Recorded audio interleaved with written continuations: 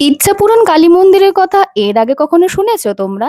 এখানে মা সবার ইচ্ছা পূরণ করেন বলেই মায়ের নাম ইচ্ছাপূরণ কালী নামেই বিখ্যাত। সেদিন আমি বিকাল বিকাল করেই বেরিয়ে পড়লাম এই মন্দিরটা দর্শন করব বলে। উত্তর কলকাতার এরকম এক অলিগলিতে যে এত সুন্দর একটা মন্দির আছে তা এর আগে আমি জানতাম না।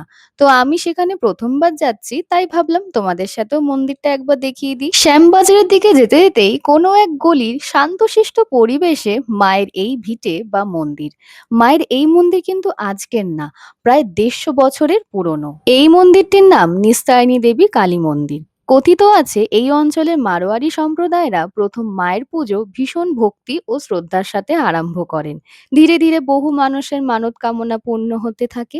এইভাবে দশকের পর দশক মায়ের লীলার কথা দিকে দিকে ছড়িয়ে পড়তে থাকে। এইভাবেই নিস্তারিণী দেবী হয়ে ওঠেন ইচ্ছাপূরণ মা কালী। প্রথমবার এখানে এসে পুজো দিয়ে মায়ের বিগ্রহ দেখে মনটা ভীষণ শান্তিময় হয়ে গেল।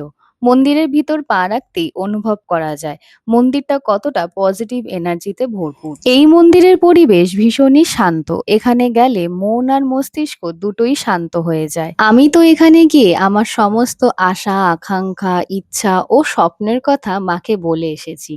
বাকি এখন সবটাই মায়ের উপর নির্ভর করছে। মায়ের কাছে তো আমি আবারও খুব তাড়াতাড়ি আসবো, তবে তার আগে তোমরা এই ভিডিওটাতে একটা লাইক ও সাবস্ক্রাইব করে ফেলো এবং কমেন্টে লিখে যেও জয় মা নিস্তারিণী দেবীর জয়।